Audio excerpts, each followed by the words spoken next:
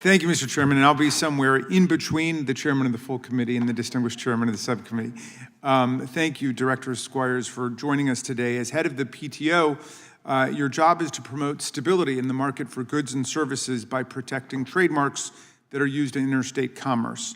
In pursuit of the mission, the USPTO has for decades been removed from political intrigue, favoritism, and controversy.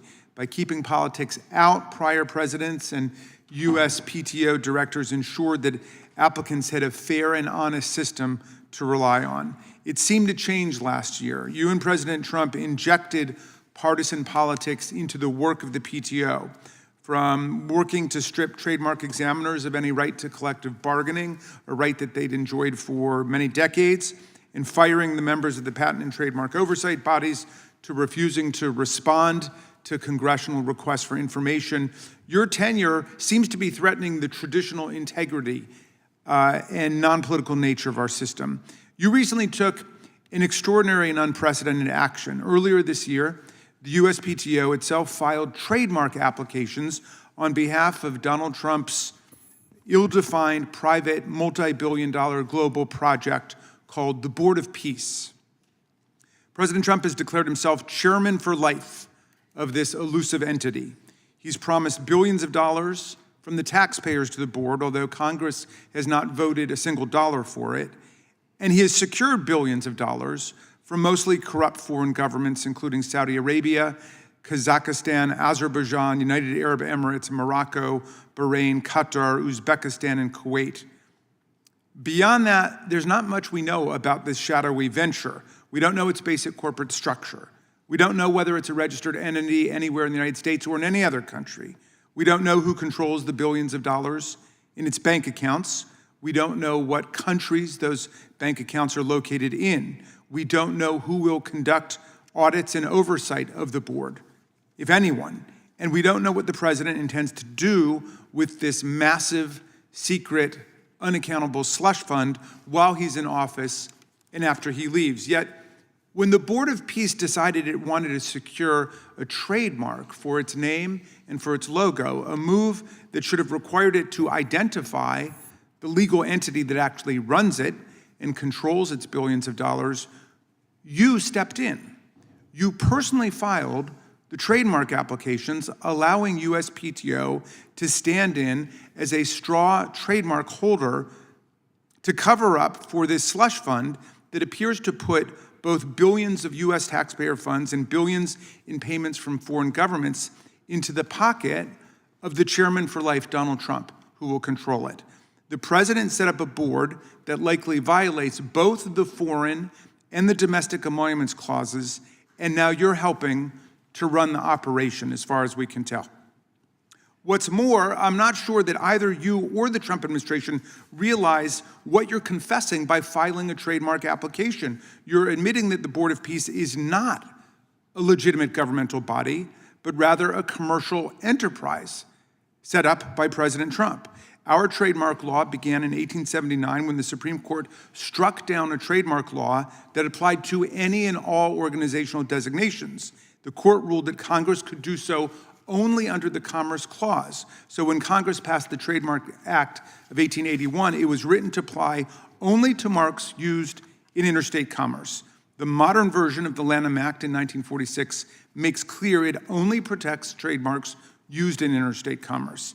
Section 1052B specifically forbids the registration of any insignia of the United States or any state or municipality or any foreign nation or any other governmental body. So by filing for a trademark, you're admitting that the Board of Peace is not really a governmental entity at all. It's a purveyor of influence operating for profit with apparently $1 billion admission fee, at least that's what's been reported in the press.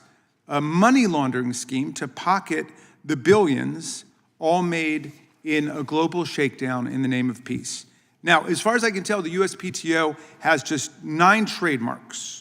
4 are various logos for your office, some of which read USPTO. Others have the full name of the agency written out. IS Patent and Trade Office. 3 more are for the phrases "Go for Real" and "You're Smart, buy smart, phrases that were part of a public awareness campaign that the USPTO itself ran with the National Crime Prevention Council. The other two are now for the mysterious Board of Peace, which has no organizational relationship, I believe, whatsoever to the USPTO.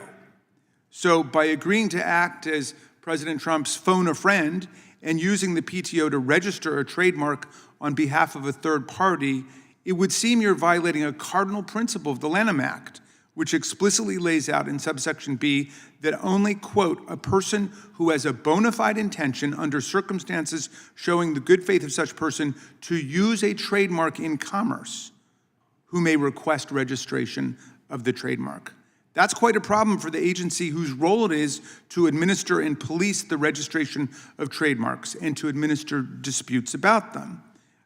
One can only imagine this decision will get challenged, and there will be litigation over the mark that you have now claimed as your own for the PTO before your agency, which is charged with being the neutral adjudicator of disputes about trademarks. The only reason anyone ever registers a trademark is to prevent competing uses. Why would the Trump administration tell you to file for this registration except to suppress anyone else's trademark related to the word peace? The field is crowded with existing registrations by other educational purveyors of global peace.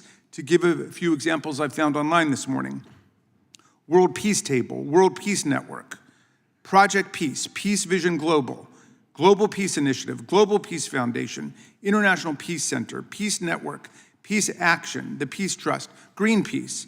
Any one of these organizations would have a strong case to sue for cancellation of Trump's Board of Peace trademark on the grounds that it dilutes and infringes their own pre-existing trademarks for peace facilitation services. And also, of course, that this mark is not registrable at all, since it purports to identify a governmental entity and not an organization in interstate commerce. Not only would you have to decide whether Trump has a defense to prior users' opposition to his marks, you would have to rule on any offensive use of trademark law by Trump against any of the other groups. Let's say he moves to attack Greenpeace for infringement of his commercial trademark or opposes registration of any new organization that uses peace in its name. Who would adjudicate this? You would, your office. You're both the owner and you're the judge of any rights that you have as an owner against anyone who wants to identify their organization with the word peace. This is not just a disreputable use of the trademark registration process, it's the first step in giving Donald Trump and his subordinates a monopoly on use of the word peace to make the very notion of peace unthinkable if it departs from control of the new big brother who now owns it. If President Trump can't win the Nobel Peace Prize he craves because he plunged us into an aggressive war of choice in the Middle East, now he'll just own the word peace instead. I wrote to you last week, Director Squires, asking about this elusive entity, an unprecedented, baffling situation. If there's a reasonable explanation for the USPTO's conduct here, we'd like to hear it today. Because if you simply filed on behalf of the Board of Peace as a favor to the president, then that's a serious problem. A decision like that doesn't just drag the USPTO into covering up for a slush fund that may violate both the foreign and domestic emoluments clauses. It's bad for the integrity of our trademark laws. When people lose faith in the fairness and objectivity of our system, it begins to fall apart. So I'm not just troubled that you may be violating the basic trademark rules. I'm troubled that in violating the rules to help Donald Trump, you may be acting as a political operative in a way that will destroy our neutral system for regulating source-identifying trademark rights. The trademark system is designed to protect everyone.